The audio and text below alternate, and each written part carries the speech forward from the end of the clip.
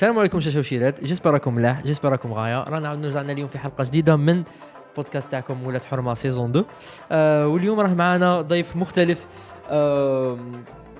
واللي دومونديتوه بزاف انه يكون عندنا ضيف طبيب باسكو عجبتكم الحلقة تاع لقمان. نرحبوا بالضيف تاعنا اللي هو دكتور ولا الحكيم مروان مسخر. ونخليوه يفهمكم علاقة الدربوكة بلا قريب. دونك ابقوا معنا ما تزابيوش. رايح وين مسافر تروح دعيا وتولي شحال نقول عباد الغافلين قبلك وقبلي رايح وين مسافر تروح دعيا. Déjà, merci beaucoup de l'invitation.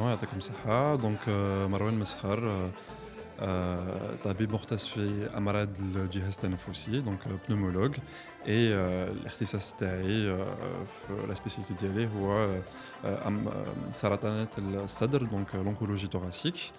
أنا من مدينة الجزائر العاصمة, وصافي 14 سنة ملي راني عايش في فرنسا, حاليا في مونبولي. الله يبارك. 14 سنة راك اونسيان فيتيران.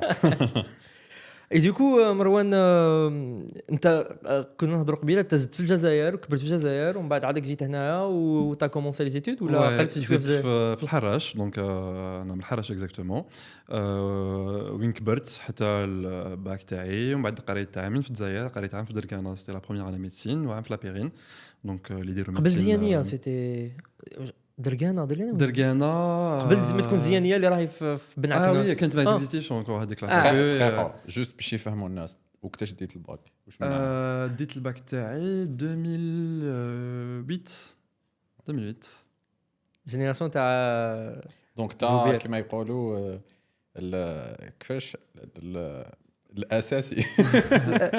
التعليم الاساسي. Mais c'était la première année تاع la réforme تاع الباك. Ouais, c'est ça. Ouais, exactement, parce que 2009 la première année تاع le nouveau programme. Voilà, تاع الوضع إدماجية. Je me souviens très bien de la réforme. Et j'ai eu que des réformes parce que même en France, j'ai eu que des réformes. C'était la première année de réforme في كلش. Donc قريت 2 ans في الجزائر médecine, et في la première année بديت نخمم déjà نروح ندير médecine en France.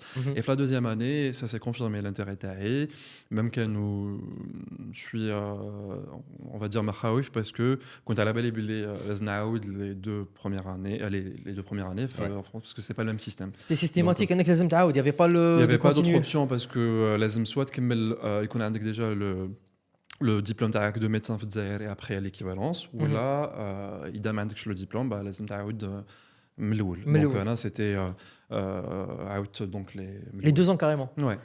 Après c'était pas exactement la même chose, donc pour moi ماشي vraiment je راح بلي ضيعت عامين parce que déjà c'était une préparation, parce que la première année de médecine en France c'est un concours, et les 2 ans في الجزائر pour moi c'était quand même comme une prépa.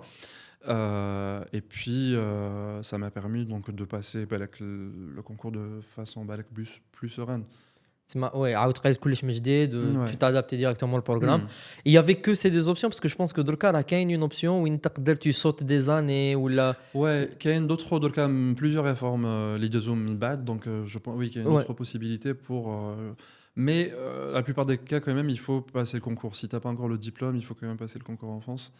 Donc là j'ai opté en tout cas pour du coup عاود فوت هذيك. non il y avait pas le passage oui, c'était la première année de la réforme اللي قبل la réforme اللي دركا c'était le passage. Ça c'était la première année تاع le passage. ça m'a passé هذيك numéro clausus ودخلت في voilà, donc c'était le numéro clausus exactement. OK. Et c'était la pire année en France.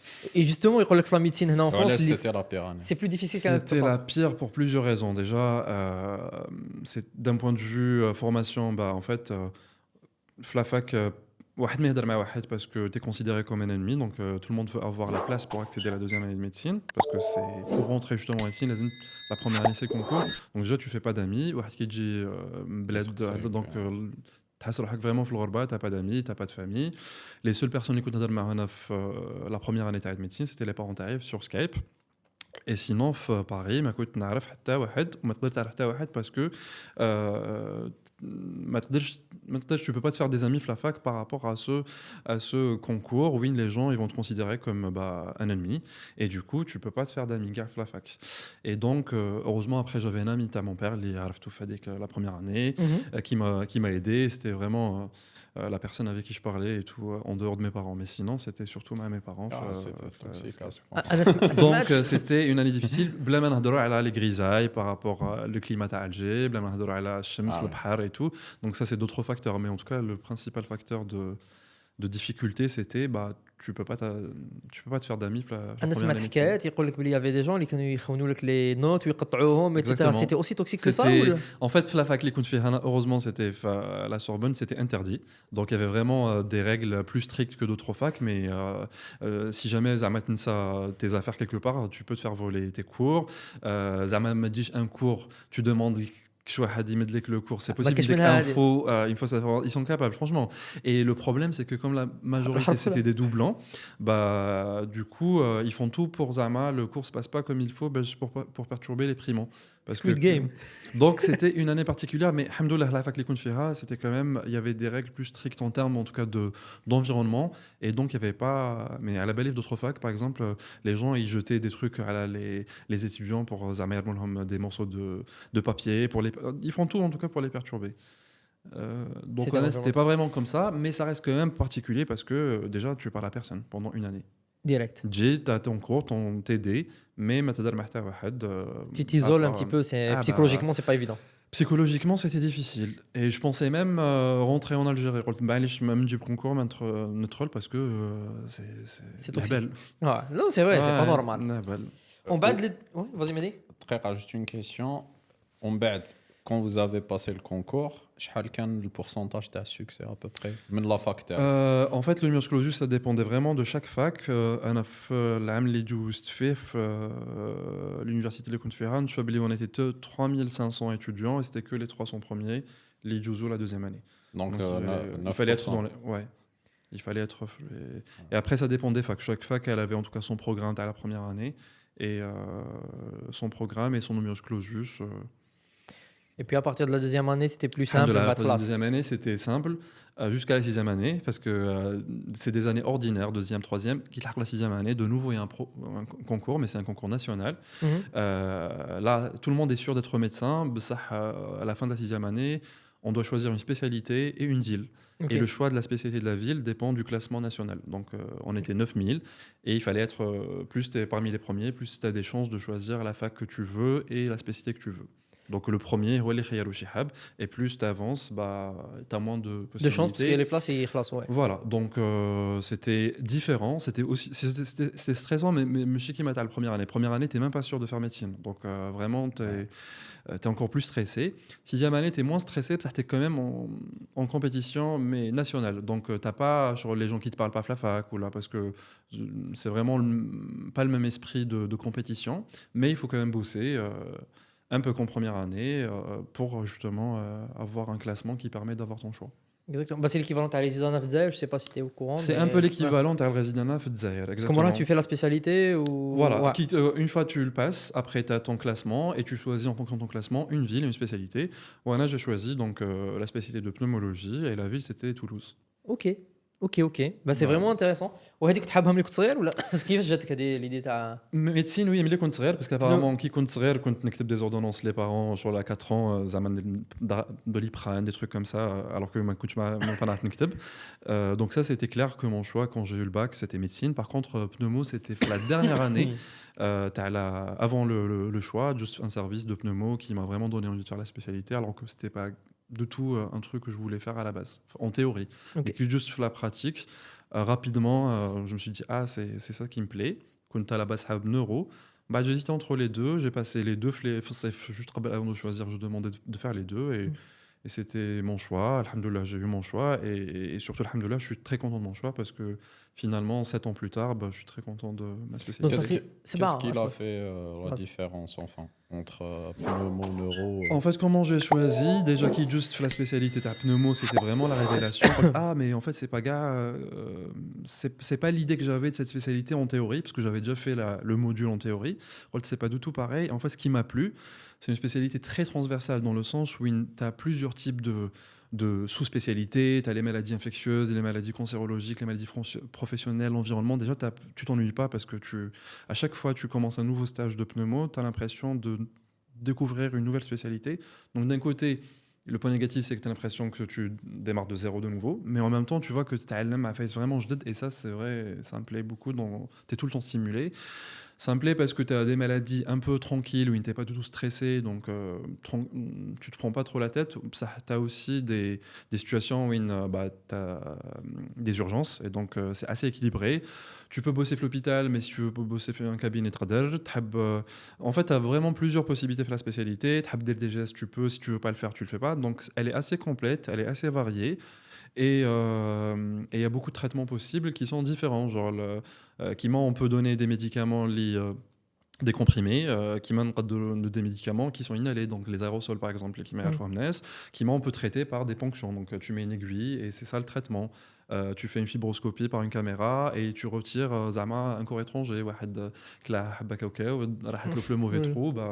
Tu as différentes façons de traiter. C'est pas que les médicaments. Tu as des traitements médicamenteux ou tu as aussi d'autres manières tu traites. Et ولا سالو زيت زيتون يداوي الكحه. Zit Zitoun, alors, il peut améliorer.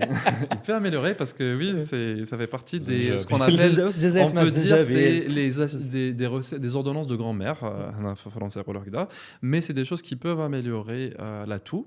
Après, la médecine, ce qu'on fait pour les traitements, les recommandations, ça s'appelle la médecine basée sur les preuves. Des protocoles, c'est des comparaisons, deux protocoles. Et un certain nombre d'échantillons, une certaine taille d'échantillons, un certain nombre de participants, le l'essai clinique, tel médicament, il fait mieux ou il fait au moins. Tu fais de la B-test. Ouais. Là, du coup, c'est pas Zit Zitoun, c'est plus de l'expérience. Mais moi, personnellement, voilà, j'ai un rhume, et tout, comme à la belle il n'y a pas de médicaments, parce que c'est pas des antibiotiques qu'il faut donner, ou là, des choses comme ça, ce qui peut améliorer, la selle, zit. Et d'ailleurs, j'ai un ami, Anis, à chaque fois, il se fout de moi, il t'a fait 11 ans d'études, je m'arrête la selle, zit, écoute, qu'est-ce que tu veux. La première chose, très bien, c'était un prof de première année, la première prescription que vous devez apprendre, c'est la non-prescription. Ça veut dire qu'il y a des situations où il n'y a rien à prescrire. Au Sahel, surtout, déjà, c'est le cas, mais qui te rend un médecin médical antibiotique, déjà, voilà, et tout. Alors que, il y a des maladies où le traitement il est symptomatique, donc tu donnes rien. Ou là, tu donnes des choses simples, Doliprane, mais pour laisser le corps un petit peu. C'est pas systématique. C'est parfait. Comme سمعتوا يا جماعة كثروا العسل. جاتني اون انيكدوت بابا انا تاني طبيب يجيوه الناس دان سيغتان اج زعما شويه كبار كهول ولا شيوخ اليوم يقولوا له الطبيب يرحب بك كتب لي الدواء باسكو بور لوي كي ما يكتبلوش اوردونونس معمره فيها بليزيور لين بليزيور ميديكامون ما عطاش دواء tu vois باسكو هو بولوي راه خلص ولا راه جا عندك ما حرش دراهم ما حرش الباساج عند الطبيب tu vois. Donc, alors, il y a plus qu'on doit être, plus qu'on a un risque d'interaction médicamenteuse, bien les médicaments, plus ça risque d'être toxique. Donc, la ZMOH, au contraire, il limite le maximum les médicaments. Et Mindak, comme qui m'a dit, Mindak, il n'y a rien à prescrire. Tu mets des نصائح المريض تاعك واش لازم يدير ولا ما يديرش بصح ما كان حتى دواء اللي لازم يشربوا. J'aimerais juste qu'on reste un peu déjà ton parcours de formation de médecin parce qu'il y a pas mal de médecins qui suivent. Déjà c'est quoi النصائح اللي قادر تمدهم للواحد اللي يحب un peu يسوي ton parcours, pas forcément la même spécialité mais اللي حاب يدير une spécialité اللي هو حابها parce que généralement, c'est ce qu'un étudiant en médecine veut faire. Quoi. Ouais. Bon, déjà, juste pour le parcours, on a été un parcours un peu atypique. Sahdourkaï commence à devenir un petit peu typique en France. Qui dit il n'y avait que deux facs qui faisaient le parcours. Il s'appelle médecine-sciences.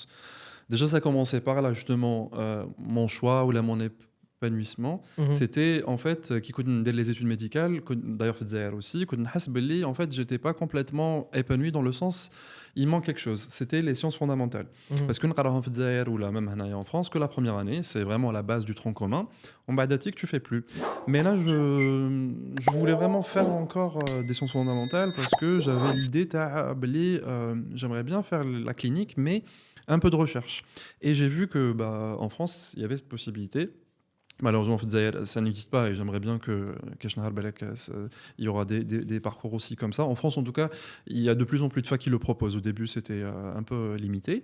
Et en fait, c'est un parcours qui s'appelle médecine-sciences, c'est un double cursus médecine-sciences, où en parallèle, tu as tes cours de médecine et tu prépares à un moment un master de sciences fondamentales et qui t'ouvre la possibilité à un master 2. Donc le master 1, tu peux le faire en même temps, ça se fait. Il faut juste avoir un peu, on va dire, des heures supplémentaires. Et après le master 2, il faut consacrer une année pour le faire. Donc j'ai fait une année de césure, la 3e année et 4e année médecine, entre donc 2 cycles, pour le faire. Smahli Marwan, est-ce que tu peux expliquer sur une année de césure? Alors, année de césure, une année où il habesse complètement le parcours médical pour faire autre chose. Donc, il y a par exemple une année sabbatique, une année tranquille, ou là, une année de césure pour faire autre chose. Donc, j'ai fait un Master 2 pendant mon année de césure et je suis allé au Canada, à McGill, pour faire ce Master parce que je voulais faire ce double cursus. C'était pas juste pour avoir un double diplôme, parce qu'à la fin, il y a 2 diplômes. Il y a le diplôme de médecine et le diplôme de sciences, mais parce que l'idée, c'est de faire après une thèse de sciences en plus de la thèse de médecine.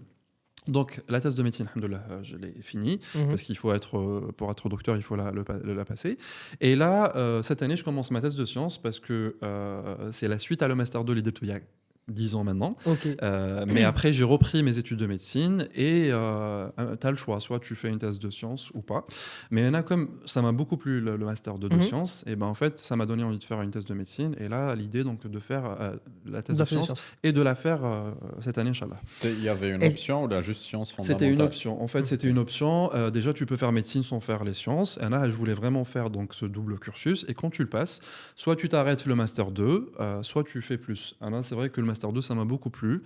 Mais après, je voulais reprendre mes études de médecine parce qu'il fallait une Kimmelham. Exactement. J'ai passé ma spécialité parce que je voulais que la thèse de sciences soit en rapport avec la thèse de médecine. Parce que l'idée et maintenant que j'ai fini ma thèse de médecine et que j'ai commencé ma spécialité, j'aimerais donc faire je commence une thèse de sciences dans la thématique de la spécialité. Après, tout ça pour répondre à tes questions, j'ai commencé par répondre à cette question. Tu veux faire quoi? Est-ce que tu veux faire médecine, on va dire, parcours habituel ou là un truc en plus, donc voilà ce que j'ai fait.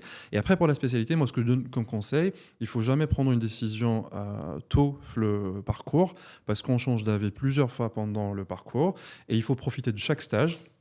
Et moi, à chaque fois que je commençais un stage, je me dis, que c'est une spécialité qui va me plaire. Donc, je faisais pas du tout de préjugés ni d'a priori. Et je profitais pleinement. Et à la fin du stage, je fais un petit bilan. Et à la fin de mes 6 ans de médecine, les 2 qui m'ont le plus plu, c'était pneumo et neuro. Juste fait les 2. Mais je n'arrive vraiment celle que je préfère. J'ai pris mon temps. J'ai demandé à mes aînés, ça veut dire les daru pneumo, les daru neuro, pour avoir le retour une fois qu'ils ont leur spécialité. J'ai demandé à plusieurs catégories, à des professeurs. Et c'est comme ça que je me suis fait l'idée de quelle spécialité je vais faire. C'est pas toujours facile, mais en tout cas, il faut vraiment prendre le temps pour le faire. Et il faut demander à ceux qui ont de l'expérience. Donc il faut toujours demander aux aînés. Marwan, moi je veux enchaîner avec une question un petit peu qui intéresse les médecins qui sont en Algérie. C'est quoi la réalité de la médecine en France? Surtout la partie où interne ou externe, je ne sais pas comment je t'aille mais quand tu fais tes stages, etc., tu vois comment l'écosystème, est-ce qu'il est saturé, est-ce qu'il y a assez de médecins, est-ce qu'il y a des zones un petit peu vides, est-ce qu'il y a de la place pour les Algériens qui veulent venir? Est-ce que les Algériens vaut mieux qu'ils voient ailleurs? Je ne sais pas, mais voilà, tu donnes un petit overview à le market qui fait d'ailleurs. En fait, non, je pense parce que chacun a ses objectifs, c'est ce qu'il veut vraiment faire de sa vie et quel sacrifice il est capable d'accepter. Parce que, pour être franc, peu importe le parcours, après pour faire des équivalences, il y a forcément de sacrifices. Ça commence par quitter la famille, quitter la zone de confort, quitter une météo agréable. Enfin, déjà, il faut la personne, l'IJA, psychologiquement, ça ne sera pas facile. Ce sera pas facile dans tous les cas. Moi, je connais personne, en tout cas, l'IDJA, le domaine médical, le Ralib, oui, c'était facile. Donc, déjà, elle se prépare à ça. Elle s'enseigne bien. Ce que je peux dire, je peux pas comparer vraiment avec le système algérien, les détails, parce que j'ai pas fait mes études à part les 2 premières années. Ouais. Mais déjà, ce que je dis sur les premières années, c'est vrai que ce qui m'a plu, en tout cas, la partie théorique, il y avait un peu plus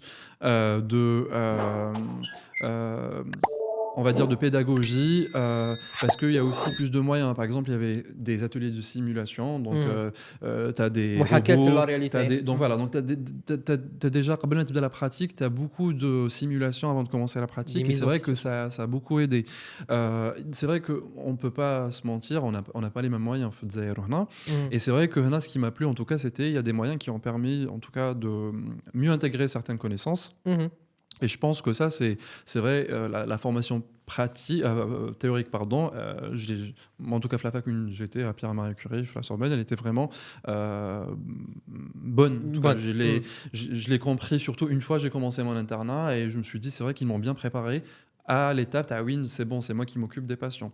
Après, en termes de système, comme partout, il y a des avantages, des inconvénients. Donc, il n'y a pas de système parfait. Moi, c'est un système qui me plaît dans le sens où, déjà, il y a des valeurs qu'un habite l'hôpital public. Donc, c'est l'accès à tout le monde pour les soins, la gratuité, certaines valeurs liées sur un habhom. Donc voilà, donc c'est pour ça aussi je suis resté à l'hôpital public. Donc c'est vrai que ça c'est quelque chose il y a un bon système de sécurité sociale, même si on le critique, mais franchement quand on compare avec d'autres pays, ça reste un des meilleurs systèmes en termes de sécurité sociale. Donc il y a quand même pas mal d'avantages.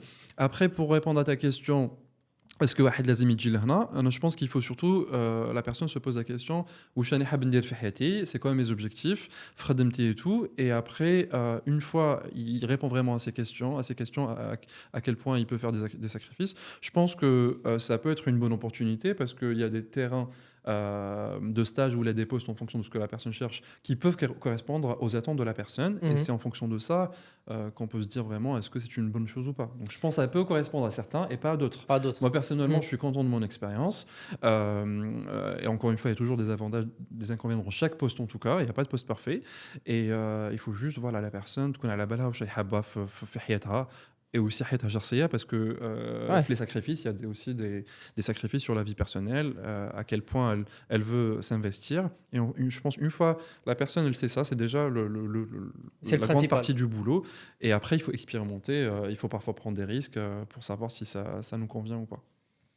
مروان نسمعوا سوفون في الجزائر يقول لك مقولة شعبية يقول لك لي ميدسان في الجزائر فرنسا يطيروا بلي ميدسان الجيريان. معناتها كاينه مونك في السيستم هنا في فرنسا راه كاين نقص كاين فيد وجور ماذا بينا نجيبوا لي ميدسان الجيريان ولا ميدسان اترونجي. جو دون ليكزومبل الجيريان باسكو كاين لي ميدسان اللي جايين من كوبا, كاين بزاف لي ميدسان تونيزيان ايتترا. مي ما مدى صحه هذه المقوله باللي هنا صح باللي اسكو كاين فيد في تحس باللي راه كاين سو ستافي وزاد سو ستافي في السيستم فرنسي, ou là c'est juste اسطوره من الاساطير et que le système il est équilibré, il y a toujours des opportunités mais il y a pas هذاك لو مونك اللي نسمعوا به الكهول في الجزائر يقول لك او فرنسا ودي يطيروا بهم راه كاين 12000 واحد راح العام اللي فات. Eh ben, malheureusement, c'est une réalité. C'est une réalité qu'il y a un vrai manque de médecins. Mais je dirais en France, en tout cas, c'est toute l'Europe. En fait, à l'adjel le numerus clausus, les derniers au début le podcast, en fait, le nombre de médecins a été limité, restreint depuis un moment en France. Et malheureusement, on commence à peine déjà à voir les conséquences. Et les Romains, il y a un manque de médecins et ça va s'aggraver dans les prochaines années. Donc il manque vraiment beaucoup de médecins pour répondre aux besoins de la population sur le territoire français. Qui est vieillissante. Et puis il y a des maladies, il y a de plus en plus de maladies chroniques, donc ça veut dire des maladies qui nécessitent des suivis réguliers par des médecins généralistes et aussi des spécialistes. Et donc, il y a plusieurs facteurs qui font que, en fait, il n'y a pas assez de médecins par rapport au nombre d'habitants. Et à l'état actuel, on sait qu'en tout cas, en France, il faut, pour résoudre ce problème, ça va pas. Là, ils ont commencé à faire la réforme de la première année, mais pour former un médecin, il faut minimum, la spécialité la plus courte, c'est la médecine générale, c'est 10 ans. Donc, il faut minimum 10 ans pour avoir un médecin généraliste, plus pour avoir un spécialiste. Donc ça veut dire que quand La ils vont stratégie faire la Talio. réforme, ça va aboutir à des conséquences qui vont peut-être régler certains problèmes au moins dans 10-11 ans. Actuellement, bah, en fait, pour résoudre certaines problématiques, surtout dans certaines régions qui sont encore plus touchées que d'autres, bah, ce que fait l'État français en tout cas, c'est de recruter des médecins avec un diplôme étranger, notamment des médecins algériens, qui doivent passer par un certain parcours, parce qu'il y a l'étape à l'équivalence et tout. Et donc, en tout cas, pour répondre à ta question, c'est une vérité. C'est vrai qu'il manque des médecins, surtout dans certaines régions, mais quasiment partout. Ce qu'on appelle les déserts médicaux. C'est ça, les déserts médicaux. Et donc, pour pallier à ça, donc, il y a un recrutement de la part du système ici, de médecins qui viennent avec un diplôme ailleurs. Étranger. Est-ce qu'il y a un manque ou une demande par rapport à une spécialité en particulier? Je crois que toutes les spécialités sont concernées. Ça dépend vraiment plus après des régions. Par exemple, il y a des régions, c'est plus des dermatos, des radios. Et il y a une autre région, c'est plus... Après, les médecins généralistes, déjà, ça manque vraiment partout. Et après, franchement, vraiment résumé, toutes les spécialités sont concernées. Vraiment, toutes les spécialités sont concernées. بطريقه بسيطه. Voilà, donc... باش ما نغيدوا حتى واحد. ouais. دونك جيبوا ريزيدون Donc, اخر في بغيتو. ما اللي يحب يجي يشوف صباط اللي اللي يحب يجي يشوف صباط مليح. بقيت قلع. سي انتريسون. عندك كاستيون مهدي ولا نكمل؟ نعاودوا نرجعوا الكوفيد. فبيريود تاع الكوفيد وين كنت انت؟ دوكا جاتني كيسيون. في قلب c'est la deuxième fois. Moi, je حاب نهضر على الكوفيد. Non, vraiment, le passage étudiant, il est surtout ton parcours, il est atypique. Là, tu as fait l'UPMC et McGill, qui est une très très grande université canadienne.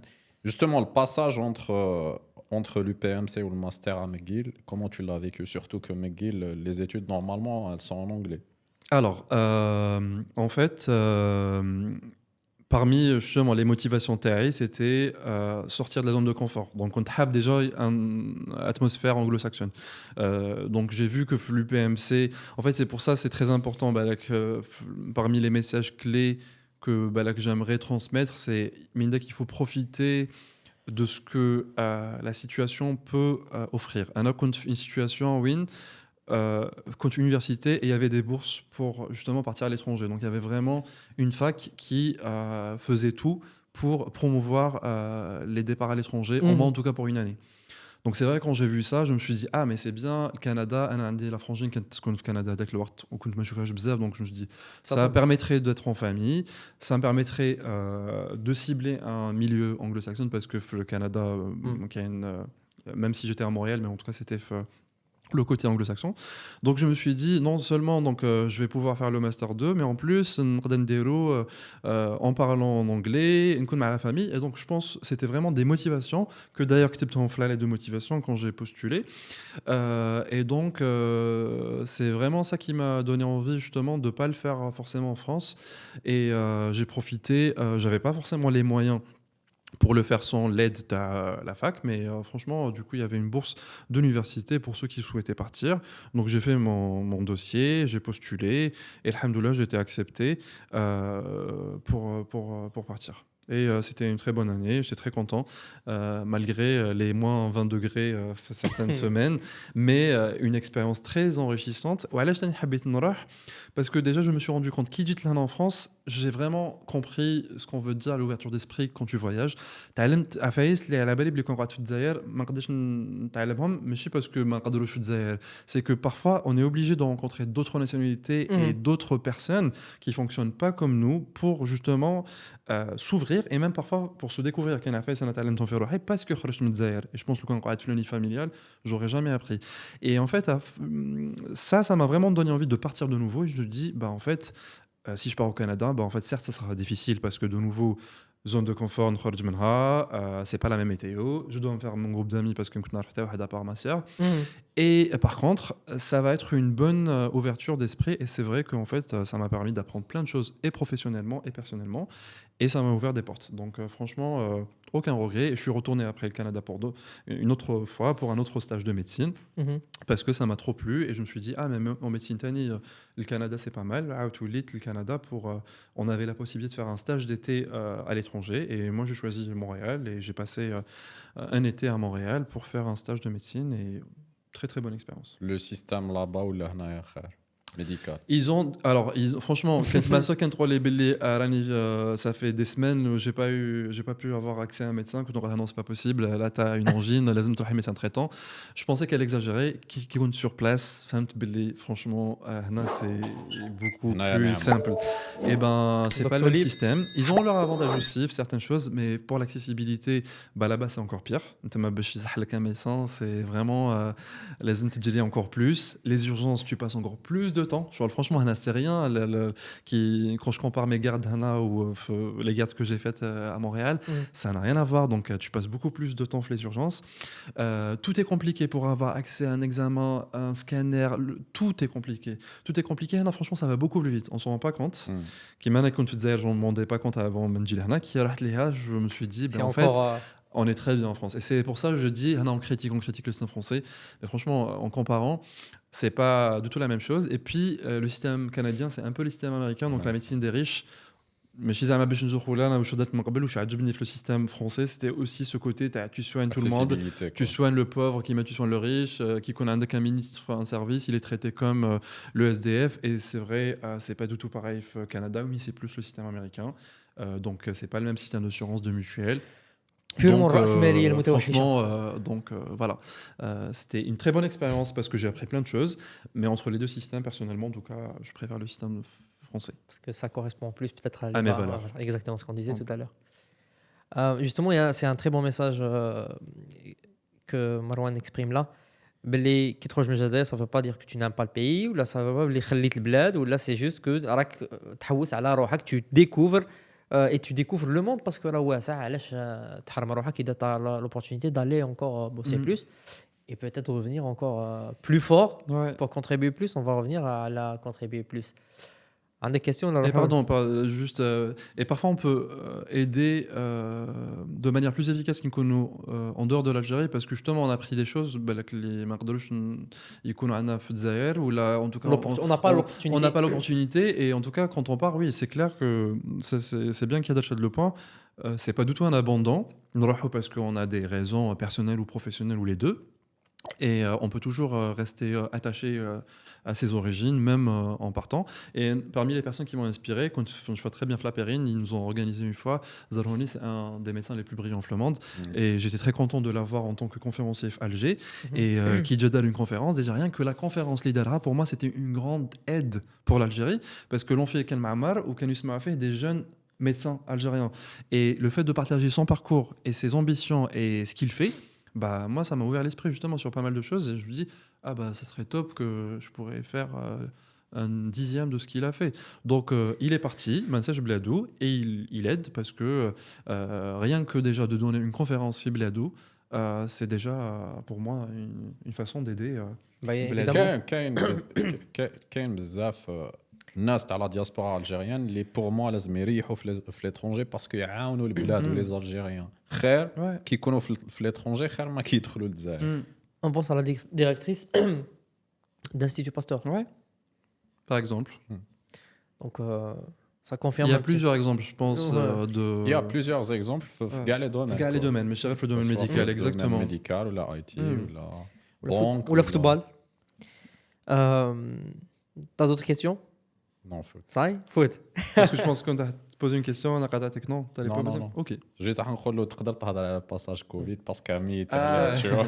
Parce que non, je suis vraiment curieux de comprendre كيفاش عاشها هو. Oui, parce que c'est توما كنتو la première muraille كما يقولوا. Alors to live a pandemic it's not something non, mais par contre باش برك الناس ما يشوفونيش بلي كذاب ولا. Alors les premiers 6 mois le Covid, pour moi, c'était les plus beaux 6 mois de ma vie. Parce qu'il y avait une petite parenthèse. Parce que quand tu es à Haïti, en fait, dans le cas de l'internat, en fait, qui te connaît interne à Toulouse ou ailleurs en France, tu peux partir les dom-tom. Donc, les îles, et t'as France. Ou je voulais vraiment faire cette expérience. Et c'était le départ Ternin, c'était le mois de mai 2020. Et donc, je partais à Tahiti. Donc, c'est vrai qu'il y a Tahiti pour faire l'internat, t'as 6 mois de pneumo. Mai 2020. Mai 2020. Donc mai كنت Mars, mai كنت هنا. Oui, mais après, franchement, c'était les 2 premiers mois. رحت directement à Tahiti et j'avais 6 mois où il n'y avait pas de Covid. en France juste après, j'ai fini mes 6 mois. Je rejoins les premiers 6 mois, donc je les ai pas vécus comme tous les pneumologues en France. Oui, c'était vraiment très très difficile. Donc ça c'était va. plutôt calme à Tahiti. Parce qu'il y avait 0 cas Covid qui est le D'ailleurs, on était en quarantaine parce qu'il y avait 0 cas Covid. Ah ouais? Et au bout de 2 semaines, on est parti bosser. Et quand ils ont ouvert les frontières, les États-Unis, donc le quelques cas de Covid, et c'était la fin de mon semestre. Donc j'ai pas été impacté. Par contre, donc c'était le deuxième confinement en France. Je me rappelle très bien. Tahiti, le lendemain, Macron annonçait le deuxième confinement. Donc la dépression, je vous laisse imaginer. Et là, pour le coup, j'étais fléchon intensif respiratoire et c'était clairement 100% Covid. Donc c'était une expérience très très compliquée. Sur plusieurs paramètres, parce que donc oui, les pneumologues ont été concernés parce qu'ils étaient hospitalisés dans nos services, les patients Covid, et ça m'a impacté sur plusieurs éléments. Déjà la vie professionnelle, c'était difficile dans le sens où en fait on faisait plus de gardes que d'habitude, on faisait plus d'horaires que d'habitude, les patients étaient un peu difficiles, pas tous, parce qu'il y avait des formes simples à gérer, mais par contre il y avait des formes un peu sévères où les patients malheureusement se dégradaient. Et contrairement aux situations habituelles, qu'on a un patient, malheureusement, on pense qu'il va mourir, on appelle la famille pour qu'elle vienne le voir. On n'avait pas le droit. Donc, on pouvait juste dire au patient, malheureusement, sa vie elle est en danger. On prévient la famille. Et on leur montrait sur WhatsApp, la famille, et ils faisaient des adieux. Donc émotionnellement, franchement, c'était très très difficile parce que on voyait ça tous les jours, vraiment tous les jours. Et c'est pour ça qu'on a des rohala les gens qui respectaient pas le confinement ou là qui étaient contre le vaccin ou là, pour eux, je crois on fait tout ça pour pas grand chose, alors que les soignants réellement quand tous les jours elle n'était pas comme d'hab, je voyais des décès même des jeunes, je dis non, franchement là c'est des égoïstes, ils voient mal à la chose ce qui se passe, on est en train de vraiment vivre un truc exceptionnel, voilà. Donc c'est pour ça quand Mindek fait toutes les périodes, je faisais pas mal de vidéos pour sensibiliser, soit en France ou la meuf de Zahir, parce que la meuf de Zahir, ils respectaient pas et tout. Exactement, c'est encore pire. Et tout. Donc voilà, donc j'ai essayé de dire, en fait non, il y a des décès, c'est grave, c'est pas juste pour vous faire peur. Vraiment, c'était ça qu'on essaie de transmettre. Et voilà, donc ça a duré un moment, alhamdoulilah, c'est derrière nous, mais c'était une période particulière, et notamment Zahir, parce que même si j'étais en France, je pouvais pas rester indifférent vis-à-vis de la situation en Algérie, parce que déjà ma famille, mais surtout des collègues à moi, enfin des collègues, des confrères qui étaient en Algérie que je connais et qui me racontaient les difficultés aussi rencontrées de l'autre côté de la Méditerranée. Et on revient au manque de moyens, parce que là c'était pas un manque de personnel. C'était vraiment un manque de moyens, notamment une époque où il manquait vraiment de l'oxygène et les gens mouraient, pas parce qu'on ne pouvait pas les réanimer, mais ils mouraient parce qu'on ne pouvait même pas leur donner de l'oxygène. Et c'est vrai que c'était très très difficile de le vivre d'ici, parce que je ne pouvais pas partir déjà là-bas, parce que mon service avait besoin de moi, donc je mettrais en difficulté mes collègues. Et en même temps, en fait, tu te sens un peu impuissant, tu te dis oui, ça allait, et tout, comment on peut faire les choses. Mais bon, il y avait beaucoup de... J'allais aussi le Covid, on peut faire beaucoup de choses avec les webinaires par exemple, et du coup on organisait des webinaires pour un petit peu expliquer comment on faisait les choses ici, pour transmettre aux confrères en Algérie qui n'avaient pas encore les premiers cas, pour qu'ils s'organisent, qui maintenant on a eu avec les Italiens qui nous ont débriefé. Et c'est vrai que du coup il y avait beaucoup de choses qui se faisaient en distanciel. Et donc finalement, on a pu faire des trucs un peu comme ça. Mais en tout cas, c'était une période très particulière que j'aimerais pas revivre. Inch'Allah, on espère. Ni pour moi, ni pour tout le monde. Je pense que personne n'a aimé cette période. Mais je dirais les soignants, je pense, tous les êtres humains, ma habouche à de la période. Tu penses que d'un point de vue gestion, on aurait pu gérer autrement le Covid par rapport au confinement? En fait, a posteriori, c'est toujours facile. Ouais, c'est toujours facile de dire on aurait pu parce qu'on a plus d'infos, plus de recul et tout. Dès que le moment, en fait, on était devant une situation exceptionnelle avec un virus qu'on connaissait pas très bien, et en fait, on était vraiment devant. Il fallait gérer l'aléa. En fait, on était devant des probabilités qu'on maîtrise pas. De médecine, c'est pas de science exacte. Donc à chaque fois, quand on pose un diagnostic, quand on propose un traitement, c'est par rapport à des probabilités. Là, c'était vraiment l'inconnu. Donc franchement, c'est très difficile de dire oui, tel politicien n'a pas bien fait les choses, tel pays. Mais franchement, on n'avait pas assez de Personne n'a la recul. réponse, ouais. Et chaque État a essayé de trouver le bon système. Et il y en a qui ont eu finalement, a posteriori, ça s'est très bien passé pour eux. D'autres pas trop. Mais avec le moment, tu ne savais pas trop c'était quoi la bonne conduite. Mais je peux juste dire, ben, les gens, non, ils ont abusé. Il fallait pas condamner tous les États. Pour moi, en tout cas, dès que le moment, c'était la seule solution. Parce qu'à un moment, en fait, c'était pas juste pour punir les gens ou c'est difficile. Parce qu'en fait, il y en a beaucoup qui ne comprenaient pas. En fait, les hôpitaux, ils étaient saturés. Et comme c'était une maladie transmissible, en fait, la seule manière pour un petit peu limiter la pression hospitalière et limiter le nombre d'hospitalisations, c'était, par exemple, déjà le confinement. Donc ça, pour le coup, je peux pas dire oui, il fallait le faire à ce moment-là. Après, avec le temps, est-ce qu'on aurait pu éviter d'autres confinements ? Justement, c'était mais plus ça ma question. Le premier, je pense que je suis d'accord. C'était inévitable. Pour les par autres, rapport aux autres, surtout pour les que autres, nous كانوا كاينين الناس في les télé et tout, même si je regarde pas trop la télé. Mais كانوا يقولوا باللي زعما la majorité تاع les hospitalisations c'était pas des cas Covid, notamment début 2021. Q2 2021, etc. Franchement, début 2021, c'était encore... début de la vaccination. Ça a mis beaucoup de temps. Franchement, il y a pas beaucoup... Il y a quelques mois seulement, oui, vraiment, les cas sont pas aussi impactants qu'Imam Qabel et on hospitalise beaucoup moins qu'avant. Mais franchement, ça a duré quand même plusieurs mois avant qu'on arrive à maîtriser mieux la situation. Donc, même le deuxième confinement, je pense que pour moi, était encore justifié. Mais ce que je voulais dire, c'est que avec le temps, là qu'on avait un peu plus de recul et on aurait pu faire peut-être les choses autrement, mais ça reste quand même une situation exceptionnelle avec des stratégies qui ont quand même pas connu les parcours habituels, genre notamment la vaccination, c'était pas le temps habituel pour créer un nouveau vaccin. Donc il y avait beaucoup de données qu'on maîtrisait pas et je pense que l'être humain, il reste quand même limité et que là, c'était quand même pas très facile comme situation pour essayer d'anticiper. On ne pouvait pas anticiper. Après, il n'y avait pas de toute décision politique. Oui, si, forcément, parce qu'il y a un moment où les médecins n'étaient pas forcément d'accord avec certaines décisions politiques. Où, par exemple, c'était trop allégé et nous, on se disait non, il ne faut pas alléger. Et l'inverse, il y avait parfois, ils étaient trop en mode strict, alors que nous, il y avait une discordance parfois, qu'on ne comprenait pas trop, nous, du côté soignant. Ça, oui, ça, c'est vrai. Au Kitma, ce qu'il disait Didier Raoul dans les télés, tu réagissais à ça étant حنا كي نشوفوها ماناش expérimenté, donc je sais pas il راه يقول صح ولا je sais pas, tu vois, je me commence نقول est-ce que كاين conspiracy theory, est-ce que ouais, étant expert du domaine, comment tu le voyais ce genre de déclaration? Pour moi, la première déjà problématique, c'était justement que des sujets où il ne fallait pas les aborder devant le public. Ça restait normalement des sujets à aborder la communauté scientifique. Ça a créé parce que beaucoup de problèmes. Donc moi, par exemple, j'avais des patients début Kamel qui réclamaient le plaquenil parce qu'ils ont entendu parler, mais c'était le traitement miracle. Et donc, c'était un problème parce que c'était pas du tout... le public n'était pas concerné par ces informations qui étaient très préliminaires. Et d'ailleurs, maintenant, ça a été prouvé que ça ne marche pas et que justement, il y avait beaucoup de problématiques dans ce qu'il disait d'un point de vue éthique. Mais déjà, ça commençait par, il ne fallait pas aborder certains sujets devant le public parce que ça reste de domaine scientifique, il fallait aborder, attendre certains résultats.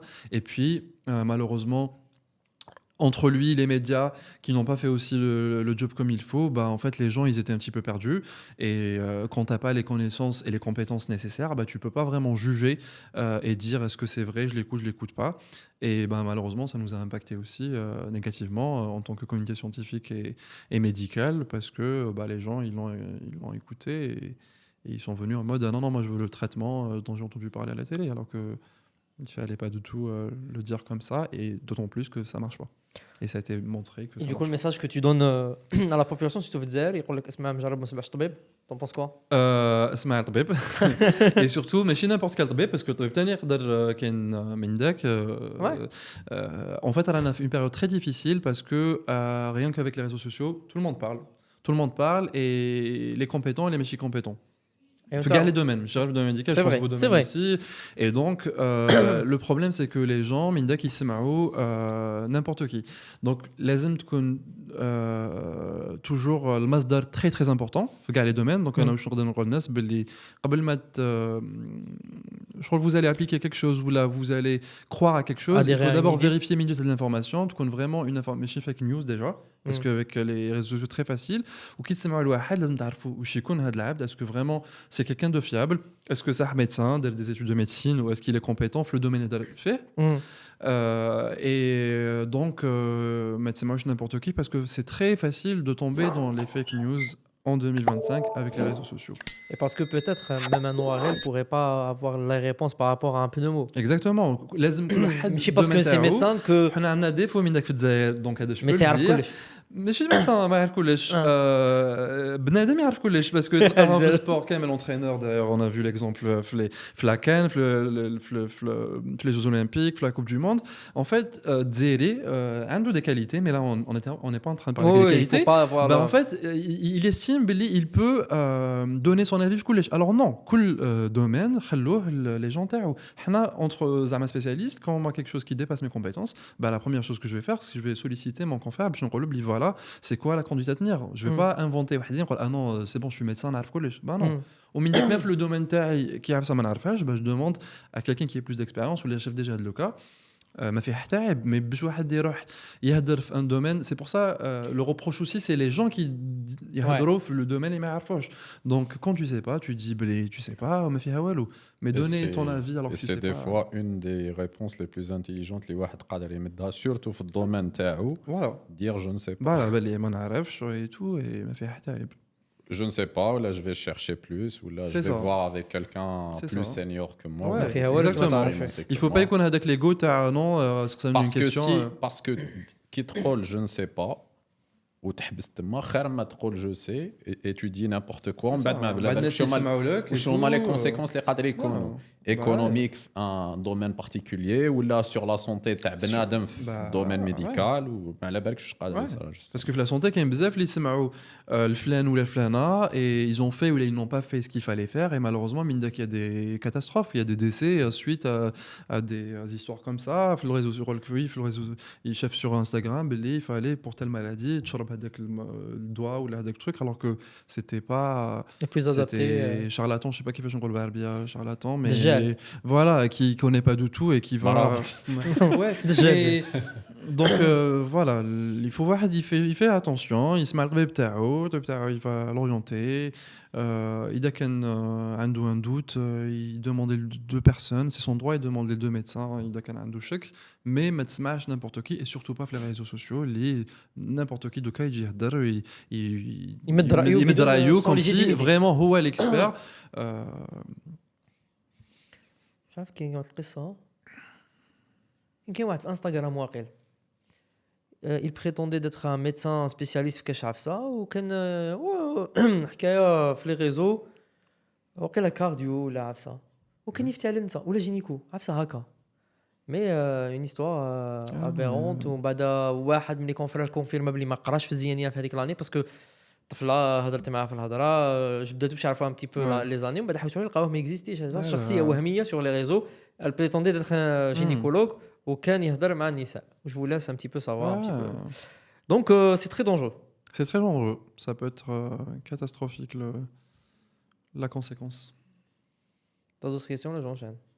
Voilà. مروان, دوك انا على بالي باللي في البيريود تاع الكوفيد انا بالك كنت تسقسي كيفاش عرفت مروان, مالغري ما اناش بالك في ميم سيركل, مي انا شفت في البيريود تاع الكوفيد جو سوي كنت نتبع كيما توت الجيريان qui voit un petit peu les initiatives qui se faisaient.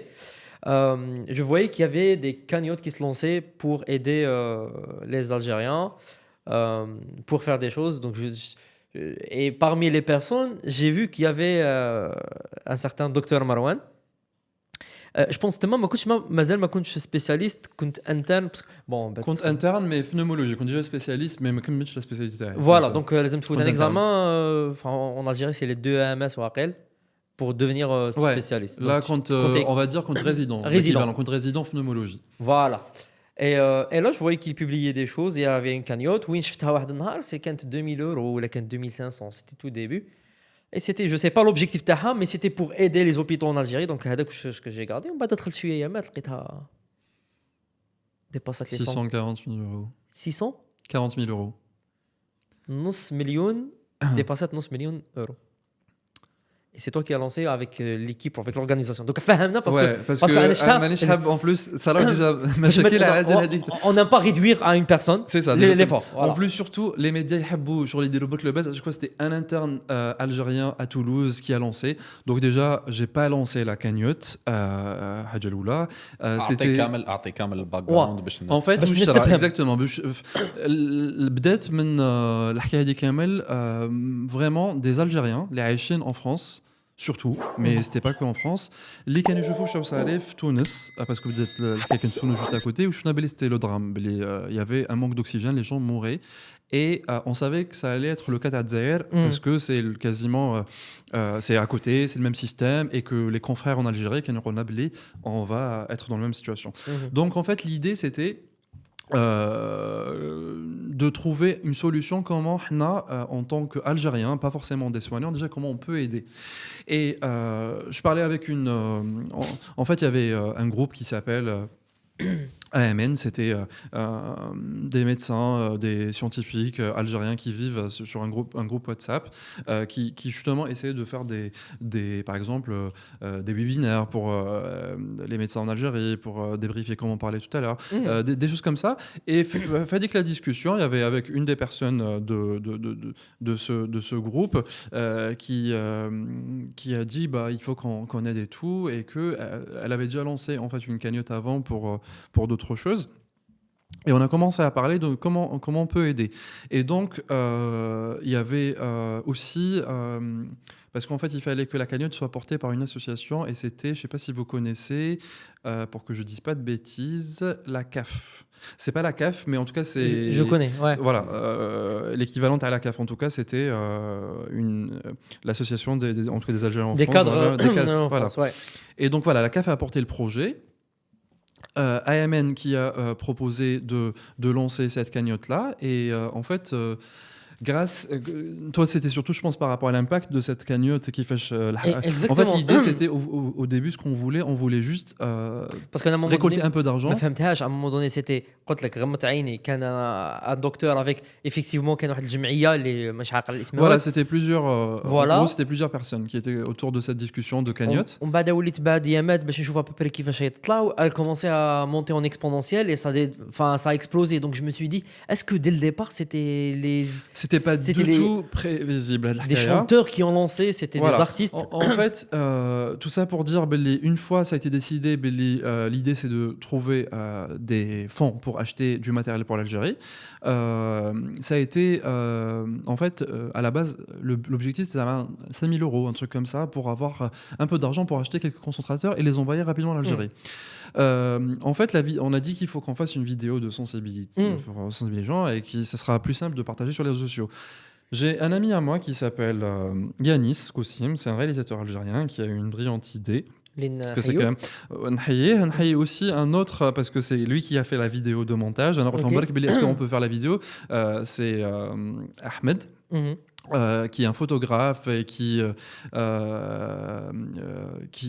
fait aussi des montages. Je crois que Ahmed, est-ce que tu peux, s'il te plaît, voilà, on aimerait bien, on est plusieurs personnes à vouloir lancer une cagnotte et l'idée c'est d'aider pour acheter du matériel en Algérie.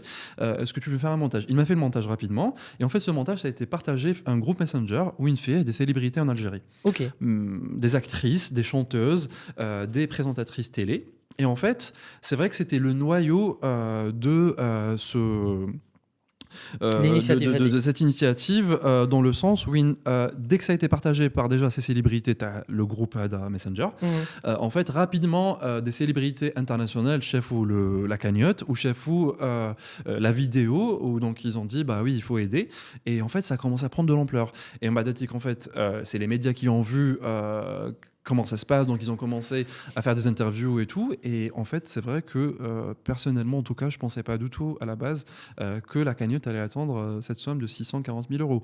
Donc c'était aussi le message parce que c'est une expérience qui m'a permis aussi de me dire mais en fait les réseaux sociaux Il y a des gens qui disent n'importe quoi, ce qu'on vient de dire, des trucs inutiles. C'est une perte de temps pour certains, mais on peut aussi faire des choses bien grâce aux réseaux sociaux. Là, en l'occurrence, c'était l'exemple. Et en fait, c'était vraiment grâce à Instagram, Messenger, LinkedIn et tout, Facebook, que la vidéo a permis de partir un peu partout le monde, partagée par des célébrités ou des influenceurs qui ont vraiment du potentiel en termes de followers. Et finalement, les gens ont participé, ont donné de l'argent et ça a permis de récolter cette somme. Donc c'est vrai que c'était une belle expérience, mais c'était aussi une expérience qui m'a montré aussi de comprendre le domaine de l'humanitaire et tout. Les gens ne sont pas tous là pour la même chose. Ils sont là pour vraiment aider. Il veut aider son pays. Il veut qu'on trouve de l'argent rapidement pour aider son pays.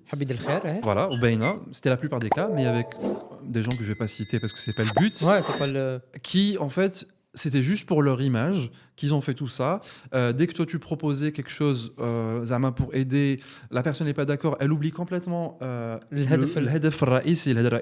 En fait, le hadaf c'était quand même باش نعاونوا الجزائر نباتوا rapidement, c'était pas tel ou tel objectif.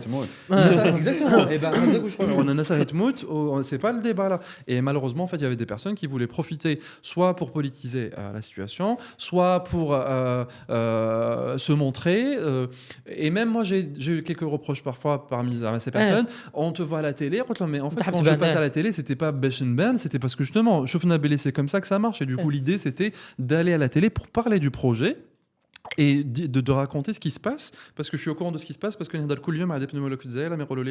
on a perdu des jeunes parce qu'il n'y a pas d'oxygène. Et donc, oui, passer sur scène, porter leur hal, oui, je le faisais et j'acceptais à chaque fois. Genre, j'ai eu M6, France 2, RTL qui me proposaient et je disais toujours oui, c'était pas parce que la lumière, parce que c'était une manière, ça commençait pas Canal Algérie. Exactement. Et après, j'ai vu qu'en fait, ça avait un impact et c'est comme ça aussi que ça a marché.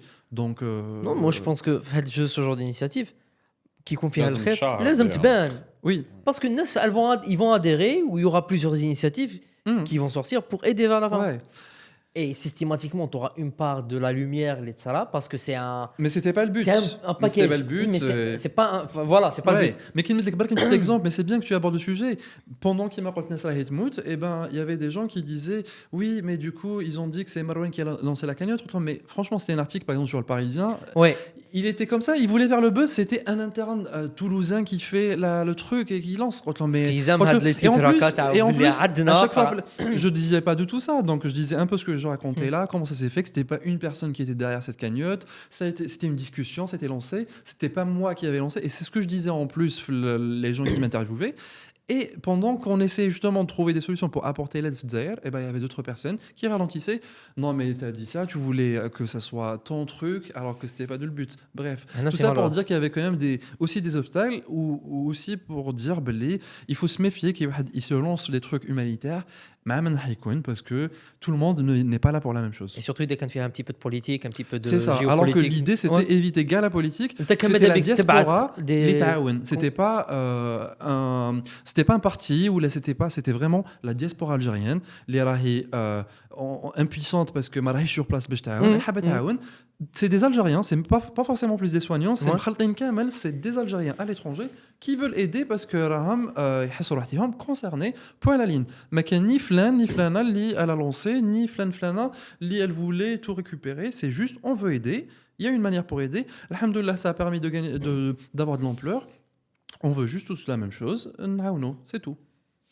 Il y a un point que je veux rajouter, c'est que il y avait une équipe, voilà, c'est que parfois le média, ils essaient toujours de créer هذيك drama une personne qui a sauvé le monde. Ouais. Tu vois, il y avait plusieurs personnes, franchement, il y avait plusieurs personnes en France et en dehors de la France et en Algérie, parce qu'il fallait déjà les informations, déjà il fallait déjà les conférer sur place.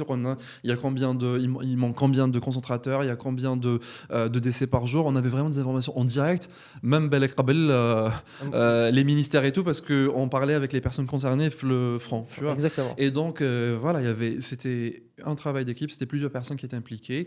Et voilà. Et vers la fin, les concentrateurs, il y a une partie l'haqat, ou au final. Une partie. Donc voilà, l'effort. Mais je te fais un bel égal l'effort hada ou peut-être le taux de C'est succès ça, n'était c'est pas ça. 100%, Voilà, tu vois. déjà, donc, en tout cas, le message clé, c'est que Anna, ce que je garde de cette expérience, et ça m'a beaucoup touché parce que je vois très bien, j'étais en train de préparer ma thèse de pneumo, et quelques mois avant, c'était vraiment, parce qu'en fait, c'était la double cata, c'était les incendies à la Kabylie et tout. Voilà. C'était la vague oxygène, les incendies, et ce qui m'a vraiment très touché, parce que là, c'était ma petite expérience personnelle sur mon réseau, moi, Instagram, c'était même pas un truc qui a pris d'ampleur. Darbet Nar, c'était juste après. En fait, on voulait juste récolter tout ce qui est produit pour le hariq et tout. Et en fait, j'ai demandé si on pouvait avoir un local à Toulouse.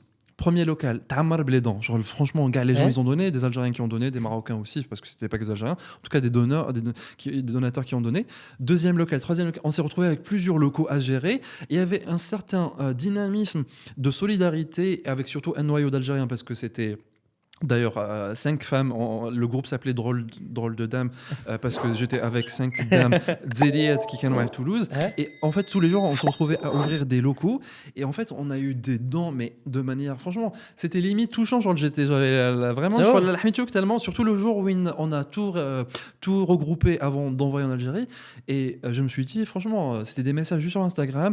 Est-ce qu'on peut avoir un local? Et t'avais que des gens qui disaient, OK, oui, bien sûr, qui ont donné leurs locaux, des gens qui ont ramené leurs dents, et ça s'est fait alors que les gens ils étaient occupés aussi avec leur boulot et tout, et ça a créé vraiment une solidarité. Tout ça pour dire que parfois on peut partir avec des grands projets en partant d'une petite juste idée. Et au début j'avais une seule personne qui a accepté de m'aider pour faire les trucs, deuxième personne, il y avait tout un groupe et il fallait gérer après tout un groupe WhatsApp où il y avait plusieurs personnes qui proposaient de leur aide. Mais l'idée là, c'est qu'il faut avoir un petit peu l'esprit de prendre le lead. Il faut un peu de... Il faut un peu... et ça, c'est parce qu'on a parlé tout à l'heure d'ISEC, parce que dès que les gens ne comprennent pas ce que fait ISEC et tout, c'est vrai que le leadership, l'histoire d'avoir des initiatives, de proposer, de mener des projets, ça peut être aussi grâce à ces expériences qu'on peut avoir suite à des passages dans de l'associatif, par exemple le Souk ou la ISEC Fidzaïr, qui donne ce type d'expérience qu'on peut appliquer après le Nous, futur. dans notre podcast, on essaie vraiment de promouvoir le volunteering en général, donc de participer dans des organisations, que ce soit dans les écoles ou en dehors des écoles. Mais l'expérience d'Yalek, elle était vraiment touchante parce que tu vois, juste avec des petites idées, tu as pu lancer plusieurs projets de volunteering. Mais je reviens sur un point, c'est que les gens qui aident Men Faransa, c'est pas bachi mennou ala les gens qui sont en Algérie. Parce que c'est un sujet qui revient souvent. C'est vrai. يقول لك علاش حتى فرنسا ولا كاين اللي عنده يجيه تغنانت يقول لك لا ما تعاونيش ما نسحقش.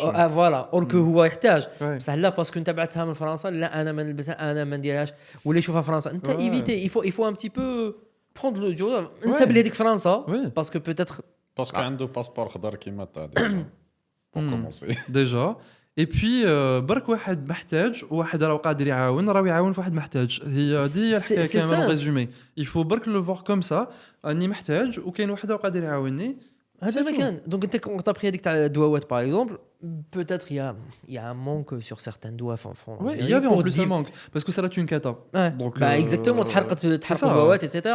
Donc logiquement c'est pas juste ça non راني جاي فرنسا نسوفيكم. C'est pas ça l'idée تاعنا. Et surtout je pense que peut-être كاين عباد qui ont la ruse هذه تاع حب ليماج تاعو, mais je pense qu'il y a pas mal d'Algériens partout dans le monde حابين يعاونوا. La majorité تاع الجزائريين surtout les franchement باش ما بيك نعاود انا جو بارلي با quelques exemples حب يعاون oui برك حب يبان كوم بونus.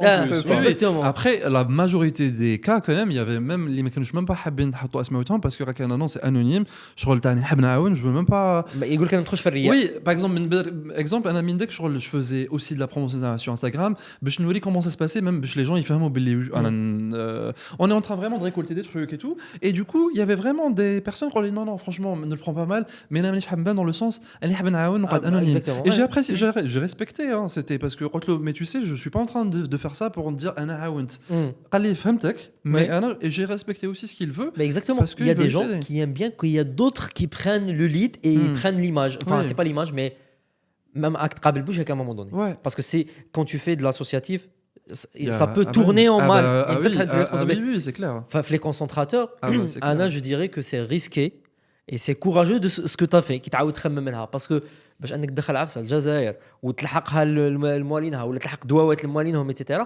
C'est un engagement à moins que tu t'en fous. Mais donc le fait que tu prends le Oui, il y a livre, ton image, il y a il donne un petit peu de lumière, c'est pour moi c'est légitime. Tu vois, il donne un petit peu de lumière ou اسمك تمنشيونا quelque part, mais c'est légitime parce que tu as pris le risque de te confronter à des problématiques administratives, parce que tel est le risque, pas une autre personne.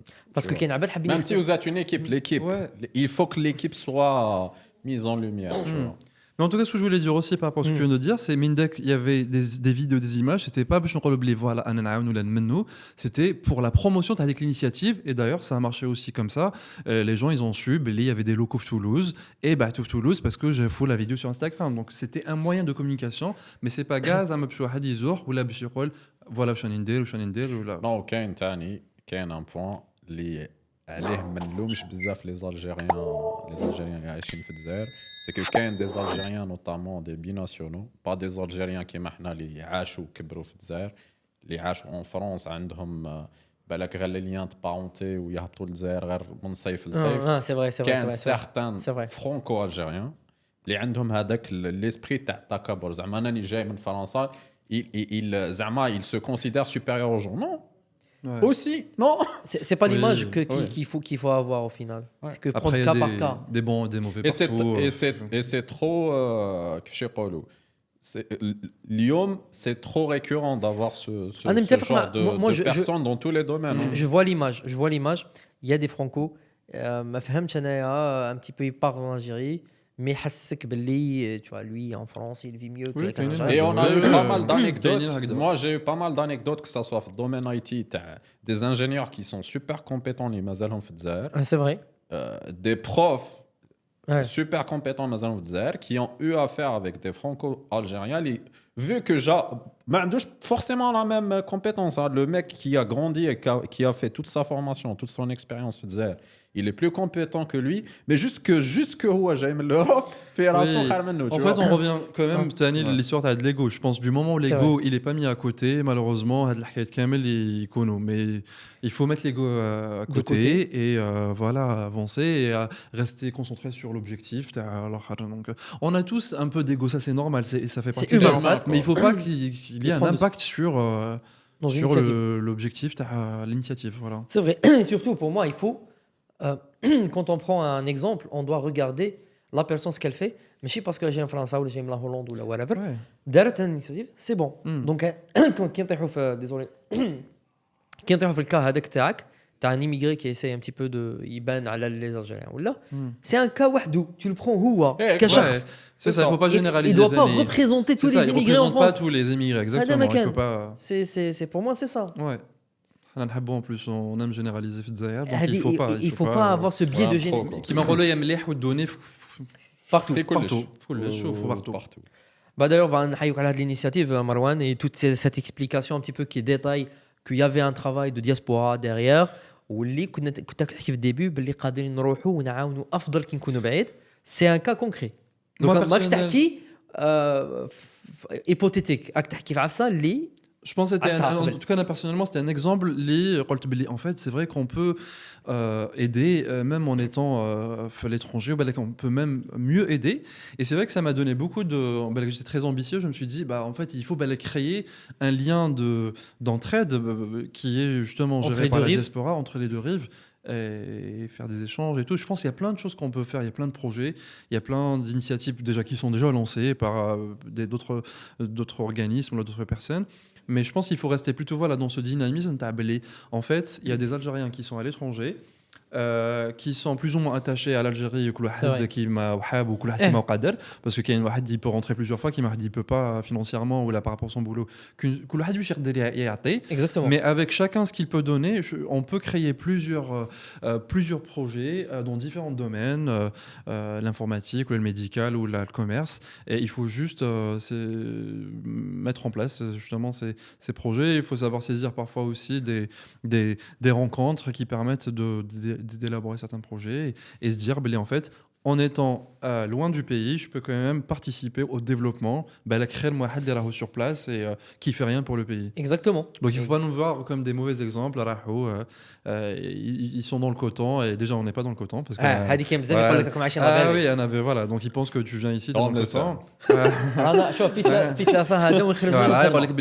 Et donc déjà un je fais le coton et deux en fait non on est ici mais à la bonne chose aller là-bas. On aide comme on peut quand on peut donc voilà. J'espère فهمتونا. J'espère. Hein. Marwan, pour moi, عندك question ولا ما عندكش؟ باسكو قادر نشونجي كاع الحكايه وندخلوا في سوجي كاع واحد اخر. اخر كلمه. خرجوا لها من الميتين.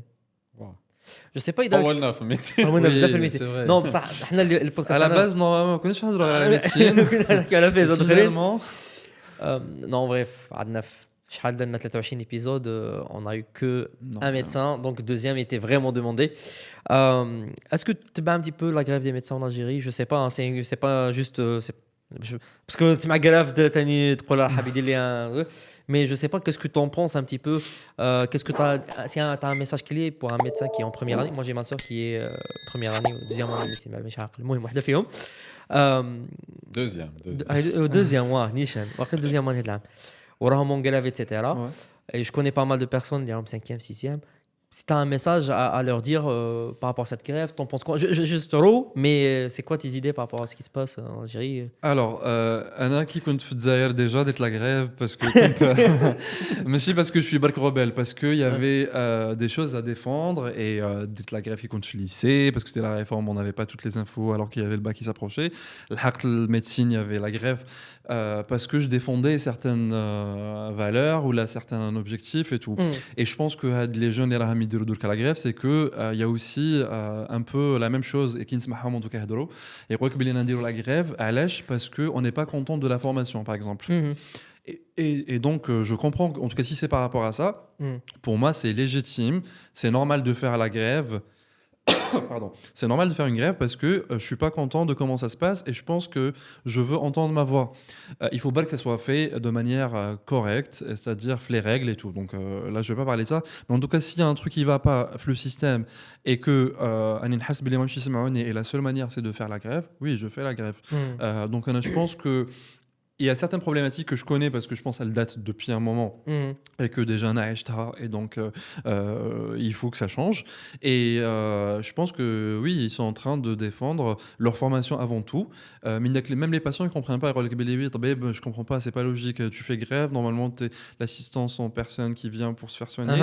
Mais en fait, ils font justement la grève pour qu'on prenne mieux en charge les patients. Donc il faut que le مواطن الجزائري يفهم باللي هذاك الطبيب اللي راهو يدير في لا غريف ما راهوش يديرها déjà parce que نسمعها plusieurs fois يقول لك باللي ils veulent toujours plus salaire. Oui, parce que ils demandent aussi ça fait partie je sais pas pour cette grève il y a en général plusieurs choses pour laquelle on fait une grève. Mais en tout cas déjà l'histoire d'Adraham oui, s'ils demandent ça parce que il estime par rapport les horaires les rahm يجوزهم كامل في l'hôpital et les sacrifices qu'ils méritent mieux. Donc il y a la revalorisation du travail, le salaire et puis la formation. Donc il y a une bzef l'idée de la grève parce qu'ils trouvent que la formation elle est pas complète, qu'il manque des choses.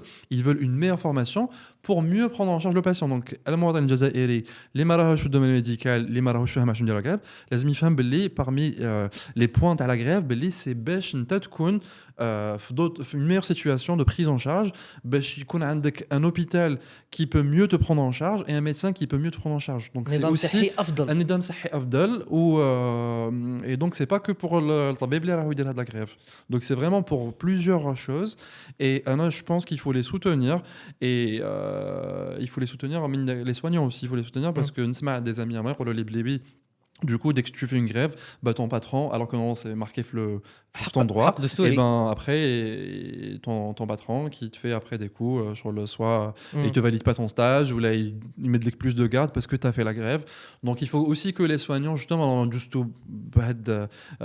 par là, donc il faut être compréhensif. Donc, si le junior a une grève, normalement, vous êtes les premiers à comprendre à la chef d'une grève, et donc, il faut les soutenir et pas... au contraire, aggraver les choses. Nishan, c'est exactement ça. C'est que tu اللي هو نورمالمون البروف تاعك اللي جاز عليها بكري ولا هادو الكهول هادو اللي ما بغاوش كهول من داك ينساو من جاو ما فهمتش والله ما ينسى et كاين اللي en fait كاين deux méthodes en résumé في باسكو ذكروا فيهم بكري ذكروا exactement شنو حبيت نقول لك كاين deux méthodes كاين deux types de personnalités soit اللي يقول لك انا ذكروا فيا دونك كيف اللي جاو صغار وكاين l'autre méthode اللي هي la méthode اللي كيما انا مي heureusement il y a pas que moi تاع باللي justement انا j'ai souffert donc je préfère que les راهم جايين ils vont pas dire la même chose exactement. Malheureusement, c'est le minorité. Et c'est comme ça que les pays avancent. Eh ben oui. تخمم دوك احنا هذا البودكاست على نديروه دو باز انا جو بونس كو مروان كان قادر يكمل الخدمه يروح يريح لي برون كافي ايتترا لو كان ماشي يخمم باللي كاين خاوتنا اليوم في الجزائر اللي بالك ان كونساي ولا كلمه من عنده يعاود يخمم في سكيفي في حياته ويقول عندي بوتنسيال قادر ندير عفسه قادر نوض غدوه قادر جو ديفون مي شوز دونك انا بور موا نورمالمون يروح يعاودنا باسكو هذا البروف قادر ولده اخته ولا اخر كي فا بينيفيسي دو سيستيم غدوه et surtout على بالو علاش راهم يديروا la grève donc il connaît très bien les raisons de la grève donc la moindre des choses c'est au moins déjà de les soutenir de pas les bloquer et puis le الشعب لازم يفهم ثاني له علاش باش جوستومون نقدروا كامل نداواو بيان في الجزائر ماشي انا نظام الصحي كامل انا باش نقول لك برك je me retrouve mis dans des situations éthiques un peu compliquées qui زعما يقولوا لي بلي فوالا انا قلت لك ما سبيسياليتي سورتو لونكولوجي thoracique donc يكون واحد في الجزائر عنده مرضان سرطان تاع الرئه وعلى بالي بلي هذاك الدواء ما كانش في الجزائر با ان فيت جو مي سون فريمون امبويسون شغل ما قدرتش كامل نعاود نقول علاش كاين دواء هذا في ايور وما كاينش في الجزائر دونك علاش نديروا لا غريف باسكو راهم حابين مديت برك ان اكزومبل كونسير دو بومون باسكو سي سكي مي كونسيرن مي راهم يديروا لا غريف باش الدواء تاع لا بلوبار دي كونسير يكونوا ديجا ديسپونيبل في الجزائر ماشي المرفه يقدر يروح يداوي ولا مرفه با فورسيمون باسكو من داك المرفه ما تقدرش واحد يكون او بلاسي يقدر يروح يداوي في الخارج باسكو هو عنده هاد لا بوسيبيتي والواحد اللي مواطن عادي ما يقدرش يداوي باسكو الدواء هذاك ما donc voilà, on fait la grève aussi pour améliorer la santé في الجزائر pour améliorer les moyens باش كامل اللي راهم في الجزائر يقدروا يداوا de manière digne et comme il faut الكامل الجزائريين peu importe leur classe sociale. Exactement, je pense que Marwan il a tout résumé par rapport à la grève des médecins. انا je pense شخصيا باللي في المانجمنت في الجزائر كاين هاد الاويرنس باللي معارفين باللي لي ميدسان والرول تاعهم donc كاين des directives mais que à chaque fois l'information quand elle descend il y aura toujours des personnes même au niveau de la fac en soi ils sont pas ما عندهمش هذيك la prise d'initiative d'aller chercher jusqu'au bout tu vois genre par exemple يعطيك المشكل دائما في كاع لي زورغانيزاسيون تاع الموند سي في الميدل مانجمنت اكزاكتومون جور توب مانجمنت في الجزائر سي كيش يقولوا بور موا سي واحد من اكبر العوائق اللي محبسين كاع اونفا محبسين نو باسكو كان دي دومين كي مارش بيان كوميم مي سي واحد من اكبر العوائق اللي مبلوكي فريمون سيغتان سيكتور في البلاد باسكو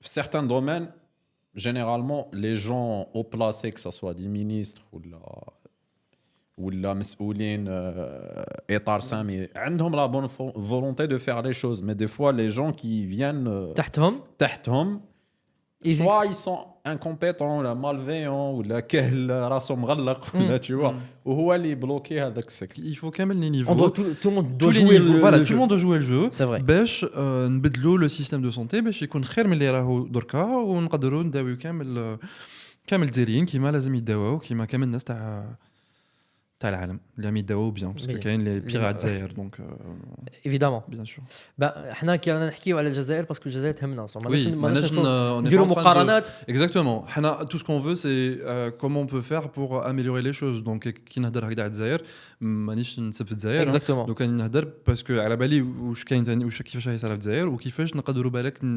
نسقموا لي شوز دونك لا كيسيون تاعك سيتي على علاش نديروا لا غريف نفهم علاش نديروا لا غريف اي با il faut les soutenir باش justement parce que c'est quand même une question globale mais elle concerne pas برك الطبيب elle concerne الطبيب المريض واللي مازال ما مرضش المجتمع en général exactement Est-ce que tu penses que est-ce que brancher شويه الذكاء الاصطناعي l'intelligence artificielle bah ça concerne en plus بزاف le domaine médical donc exactement جايك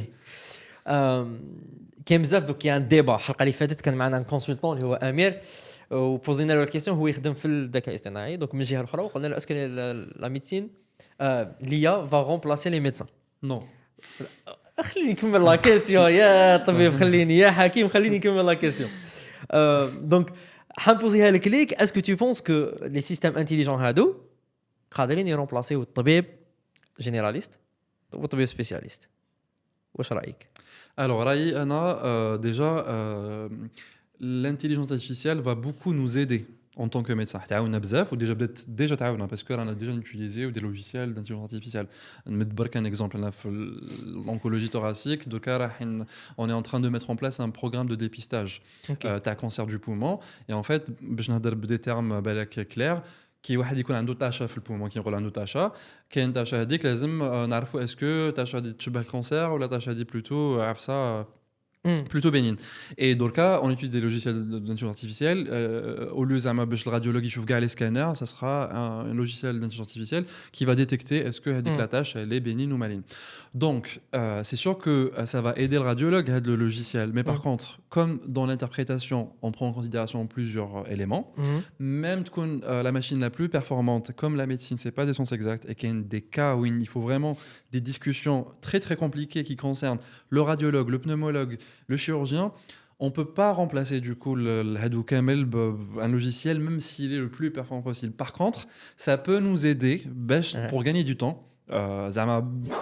Intégrer, c'est ça, pour raccourcir les délais pour pas mal de méthodes. Moi personnellement, ça m'aide déjà dans pas mal de choses dans ma pratique et ça c'est en train de se développer plusieurs domaines médicaux. Il faut gagner la spécialité et donc je pense que c'est des outils. Je pense que les médecins d'Adorka, ils doivent savoir utiliser l'intelligence artificielle parce qu'il y aura je pense qu'il y aura la différence surtout entre le médecin qui sait utiliser et le médecin qui ne sait pas utiliser. Ça c'est sûr. J'ai une mais par contre, elle peut pas remplacer un médecin parce que franchement, c'est tellement il y a tellement de en fait, c'est pas des sciences exactes et nous on le voit par exemple qui déroule les staffs. Il y a des cas évidents. On les staffe même pas sur t'as telle maladie, t'as tel traitement, tel suivi.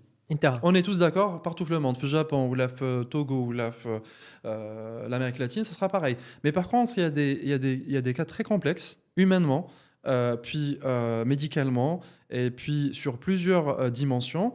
Et tu as besoin d'une discussion déjà pluridisciplinaire. Un accord, c'est même pas en plus, on n'est même pas sûr que c'est la bonne stratégie, c'est juste la stratégie la moins catastrophique pour le patient dans certaines situations. Je parle pas de. Mais dès qu'on essaie de faire le moins invasif et malgré des risques qu'on va prendre, on dit on va faire quand même telle procédure.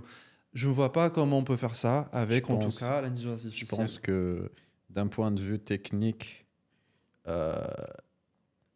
juste pour تعقيب على واش قلت d'un point de vue technique on peut faire tout ça avec des agents IA. Voilà, donc Mehdi il travaille sur les sujets AD. Mais l'IA va pas remplacer les médecins humains à 100%. Oui. Parce que justement, ce qui fait le charme d'un médecin humain, c'est son côté humain. C'est ça. Une IA راح تجي تقول للمريض اللي عنده une tumeur اللي راهي في un certain stade avancé. J'ai trop le temps à mout. Très bien. Et ben, me dis l'exemple, tu vois. Franchement, l'annonce justement, qui dit l'annonce, on ne fait pas un exemple. Je fais l'annonce d'un cancer pulmonaire, je le fais pas de la même manière avec tout le monde. Parce que je m'adapte à plusieurs choses, le niveau culturel, le niveau social, l'âge à la personne. Et malgré ça, même quand me dis deux patients qui tout ça c'est pareil, je vais pas faire de la même manière parce que il réagit pas de la même manière. Par contre, oui, déjà il y a ça, mais c'est pas que le diagnostic et puis la médecine, on a plusieurs patients d'ailleurs ça me booste et tout. Même parfois quand je donne des mauvaises nouvelles ou là, et pour nous c'est le plus important déjà, il y avait ce sourire pendant la consultation. Exactement, il y avait le toucher, dès que je touche par exemple juste comme ça un patient quand je vais faire une annonce et la fin King Kimlo et tout peu importe. Et quoi les merci docteur de m'avoir touché. Le boss non c'est mon travail. Non il y a des médecins qui touchent pas et c'est vrai que tout ça c'est ça, ce côté-là qui sera jamais remplacé. Et tu l'intègres pendant la consultation donc même avec le deep learning qui soit le plus possible. Par contre justement tellement manish nahdar doka dans une année ou 2 ans même si il y a des trucs extra qui te font sauter de ton canapé. Extraordinaire déjà quand tu regardes ce que Google en fait avec Deep Research, c'est vraiment hallucinant et tu te dis que même le métier de consultant on a une certaine compétence et une certaine interprétation technique. D'ici 18 mois, quelques autres itérations d'entraînement, peut-être que ça va envoyer 20 à 40% à l'un à l'autre. Par contre, je pense que on aura beaucoup moins enfin, pas de médecins, mais de travail dans le domaine médical qui ne sont pas en contact direct avec les patients. Oui. Tu vois. Mm. Ça va, je pense que... Pour moi, ça va drastiquement... Le nombre de ces professionnels de santé-là va drastiquement diminuer. Peut-être qu'il sera nul dans quelques années. Tu vois. Juste pour revenir à l'exemple que je vais donner, ce que je voulais te dire, c'est que quand on compare à l'heure actuelle, là qu'il y aura des logiciels plus performants, tu donnes un système de détecter des tumeurs avec l'IA et tout. Quand on reprend après avec l'humain, on rattrape quand même des erreurs. Ouais, bien sûr. Donc c'est pour ça, et comme là il s'agit quand même de la vie d'être humain, pour moi en tout cas ça peut pas du tout remplacer la personne. Oui, bien sûr. Même si on parle pas du côté empathie, relationnel et tout. Même en termes d'expertise, moi, je pense. C'est ça, même d'expertise. En termes d'expertise, je pense que encore une fois, demain. Ça peut nous aider en tout cas. Mais oui. Ça peut nous aider, nous aider pour améliorer peut-être les délais, pour améliorer les démarches diagnostiques et tout. Et encore une fois, par contre, je suis certain, c'est qu'il y aura vraiment une différence entre les médecins qui vont savoir utiliser correctement l'IA et ceux qui l'utilisent pas correctement. Si tu n'utilises pas l'IA, quel que soit ton domaine, demain tu seras... Alors, une phase, c'est à Mahoul Ommiya, mais par rapport aux gens qui n'ont pas utilisé l'informatique. En gauche, l'IA. Parce que voilà, quelqu'un qui ne sait pas écrire. Maintenant, les mecs qui utilisent l'informatique, on va y aller. Les mecs qui utilisent l'IA. Ça, c'est sûr. Et le deuxième point, moi, je pense que les médecins auront un rôle de valider ce que l'IA va dire. Donc, c'est un contrôleur. Et moi, j'espère que l'humain sera toujours en maîtrise de ce que l'IA va ressortir. Donc, parce que l'inverse, ça serait catastrophique. Oui, après, il y a des... Tu vois, c'est qu'un médecin, par la suite, à un moment donné, la machine peut halluciner. Donc, bien sûr, la machine peut halluciner, mais il y aura des systèmes derrière pour faire ce qu'on appelle du red timing, pour assurer la transparence des résultats, l'interprétation, mais en tout cas, etc. Je considère... Et au contraire, je trouve Billy, ça peut vraiment améliorer la prise en charge du patient, ça peut améliorer plein de choses. Et grâce à l'IA, je pense qu'on va vraiment faire des progrès. Et donc, moi, je serais très content de travailler avec des gens qui vont bosser. L'objectif, c'est de converger, c'est pas de créer des débats, ni de... Parce qu'il y a des gens qui disent que vous dénigrez les médecins. Parce qu'on parlait on peut jamais dénigrer les médecins déjà d'un point de vue personnel. On a des médecins vraiment قراب في la famille. انا عندي والدي شمسة عنده اختو je sais pas, on a des صحابي des médecins, Marwan médecin. Donc on fera jamais ça. Et la valeur c'est la même, c'est juste que nous, pour moi, c'est de créer les nouveaux médecins de demain. C'est la nouvelle génération, c'est comme ça. C'est une nouvelle génération de une nouvelle médecine. اللي كانوا الناس يخدموا يجروا هذوك لا ماشين بعد خرجت اللوطو والناس عاقلين c'est la révolution et c'est ça. C'est ça. Et il faut s'adapter à l'évolution du temps. Voilà. J'espère ما قلقناكش في هذه la question Marwan. Non, pas du tout. Déjà, franchement, j'aime bien les débats. Et puis là, c'était constructif. Bien sûr. Oui, bien sûr. Ah non, pas du tout. Donc n'hésite pas à accélérer à faire l'IA. Voilà. L'IA, je suis très IA. Je sais. Allez, bien, je vais poser la question parce que je sais que tu es très médecin moderne et tu fais d'autres choses. Donc ça me ramène à notre question. Voilà. Donc je suis en médecine. Parce que enfin. Voilà. خرجوا la médecine. خرجوا le sujet que كنا نحكيو عليه. أنا جبتك de base parce que كنت تغني. Oui. Tu es artiste, mais je sais pas ce que c'est vrai. Il fallait qu'on commence par ça, mais nous, voilà, il fallait qu'on fasse un deuxième. Il fallait qu'on commence par ça. Mais tu jouais tu joues là, tu chantes, ما فهمتش شفتك لابس هذيك تاع شنو هذوك كاراكو ouais. تاع اللي يضربوا الشعبي عندنا في les conservatoires et tout. Alors, en fait, c'est vraiment c'est quand il fait sur le saut de fa ou je non mais c'est vrai saut de fa grâce à Montpellier. انا نغني ملي كنت صغير في كيما الناس كامل شغل في la douche كنا voilà نغني et d'ailleurs on fait très bien, c'était je pense là où les premiers moments où j'appréciais le plus de chanter. كنا نروح نعمروا الماء انا وما sœur أها. parce que كنت في un endroit où des nouveaux bâtiments il y avait pas l'eau bref on devait faire ça et on avait des bidons donc alors là, des seaux et tout c'est très facile pour faire la percussion et une fois très bien dès que je commençais à utiliser ça elle commençait à chanter ou là l'inverse mais c'était vraiment on va dire un peu le début et après je n'ai jamais fait plus que ça parce que en pensant que j'ai pas une belle voix ou là je chante faux bref que des trucs comme ça là à Montpellier j'ai assisté à un concert où il y avait une amie à moi qui s'appelle Amina, que je salue. Et elle m'a dit ah, t'aimes l'andalou, viens, il y a une association, une école et tout. Alors, je l'ai dit que l'association, avec un prof, Ousmane Rabih Houti, et je suis allé juste pour voir comment ça se passe. Finalement, j'ai adoré, et depuis, j'y vais tous les mercredis pour répéter. Et je me suis retrouvé après à aller sur scène, à participer à des concerts, à chanter à l'Opéra de Montpellier, alors qu'au début, c'était vraiment, je suis venu pour assister à une répétition. Déjà, ça m'a permis de respirer un petit peu de l'hôpital, parce que ça, sur le jour de la répétition, sur le Mindek, je suis KO de l'hôpital, parce que c'est fatigant, comme tous les boulots. Et là, j'arrive pour répéter. Franchement, ça me maille vraiment l'esprit. Mindek, je suis tellement excité en sortant que je peux faire encore... je peux enchaîner une deuxième journée. Déjà, pour dire qu'il faut faire autre chose que la médecine. Ça, c'est très important. Et c'est une erreur que j'ai faite, qui compte interne, parce que, bon, qui compte interne, tu essaies de survivre, ou résident en Algérie. Mais quand j'ai commencé mon poste de chef, au début, j'ai fini mon internat, au début, je me suis rien instauré comme activité. J'ai rien fait. Et du moment où je me suis dit, non, mercredi soir, c'est répétition musicale arabe andalouse, et ben, dans le cas, ça fait partie de mon planning. Tu le fais toujours ? Du coup, je le fais toujours après 2 ans. Et c'est vrai que ça fait beaucoup de bien. Et au début, je faisais que le chant. Et je me suis retrouvé à chanter devant le maire de Montpellier, à l'Opéra de Montpellier, par exemple. Et comme j'ai vu que l'instrument me plaît, et donc j'ai commencé la percussion cette année. Donc, on est à l'Amtar de Boka depuis novembre. Et je trouve que déjà, ça me fait du bien. Et ça m'a permis de me lancer dans des projets de musicothérapie parce que j'ai ramené un piano, le service.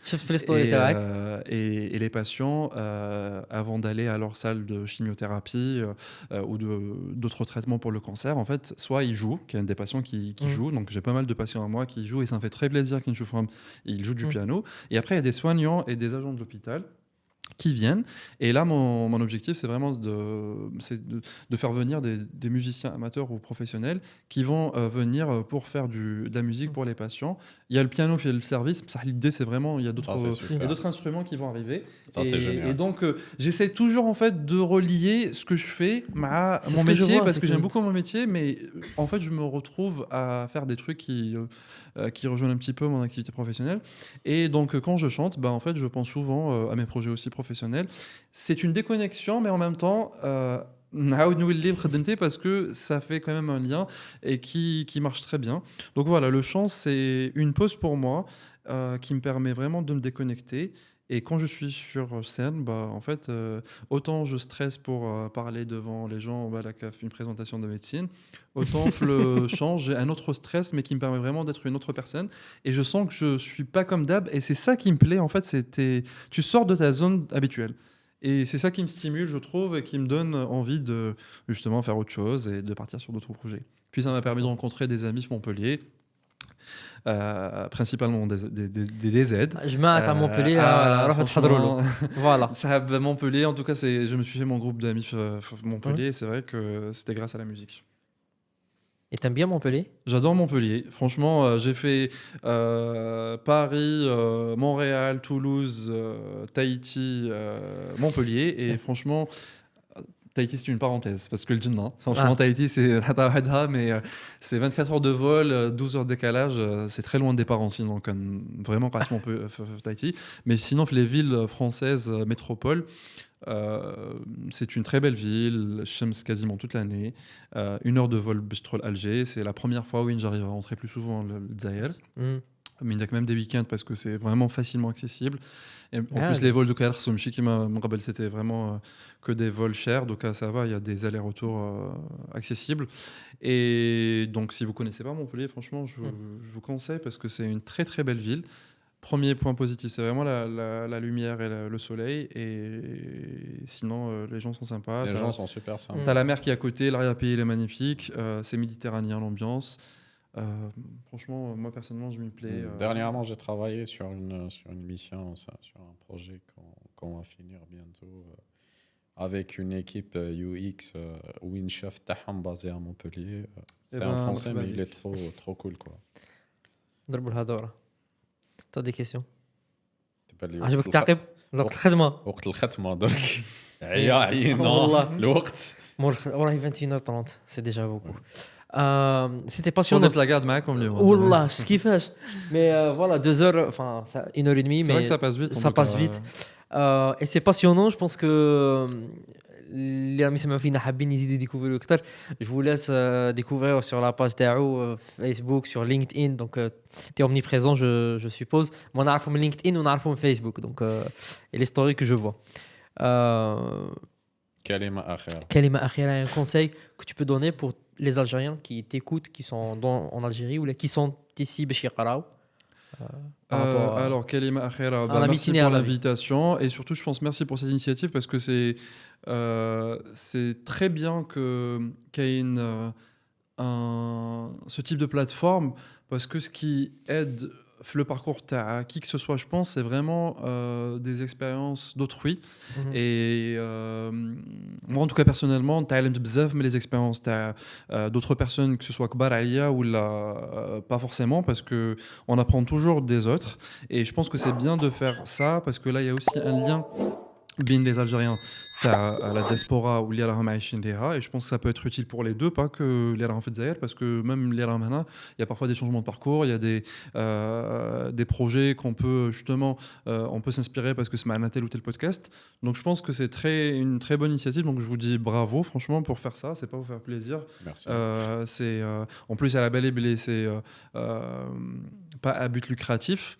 Donc ça c'est très important pas à du dire parce que oui les gens qui pensent voilà c'est pas du tout à but lucratif, donc franchement c'est très bien et vraiment bravo pour ça. Et après, pour répondre à la question, un option rôle les DZ, c'est que qui connaît un rêve, il ne faut pas l'abandonner. Il y a toujours des obstacles, il y a toujours des sacrifices, mais qui tente rien de rien. Ça, c'est vraiment Kain Menra. Qui a toujours des solutions qui connaissent motiver. Parce qu'il y avait plusieurs choses que j'ai vues passer, en tout cas ma petite expérience, parce que vraiment je suis en début de carrière et donc j'ai vraiment qu'une petite expérience. Mais j'ai vu plusieurs fois, Win. J'aurais pu me dire, non, il faut ça, et donc tu es là pour faire tout ce projet, t'as pas les moyens, t'as pas les compétences, t'as pas. Et je me suis rendu compte, il n'essaye pas, il va vraiment passer à côté de certains projets de sa vie. Donc n'abandonnez pas de vos projets, et la rigueur et la discipline, je pense qu'il peut vraiment... كاين من داك ظهر dans le sens où des rencontres qui vont faciliter certains postes parce que tu vas entendre parler d'un projet parce que je suis une personne, mais franchement ce qui aide le plus c'est je pense la persévérance et la discipline. Tu as vraiment une méthode. Et un truc qui m'a dit un prof quand le primaire que je retiens toujours, et je pense que ça peut aider, qu'il y a deux personnes qui avancent pas, c'est Li Hachem parce qu'il va pas poser la question, ou Li Tkabbar parce que son ego dépasse tout le reste et du coup il va pas poser la question. Donc vraiment, mettre Hachmouch, bon il faut pas tenir ou dire comme dans le bon sens. Dans le bon sens, et il faut pas nous avec un ego qui va vous... mettre Hachmouch ou ma tkabbarouch. Exactement, mettre Hachmouch ou ma tkabbarouch. Wasaïl Roman, voilà. ميرسي بوكو مروان، خليك مهدي تختم. يعطيك الصحة مروان، شرفتنا اليوم. نتمنى لك بلان دو سوكسي سواء هذا العام اللي بدا بركيما ولا الأعوام الجاية إن شاء الله. انتم أعزائنا المشاهدين والمستمعين، يعطيكم الصحة اللي كنتم معنا اليوم. جيسبر تكون عجبتكم الحلقة ونتلاقاو الخطرة الجاية إن شاء الله. سلام. رايح وين مسافر تروح دعيا وتولي شحال نقول عباد الغافلين قبل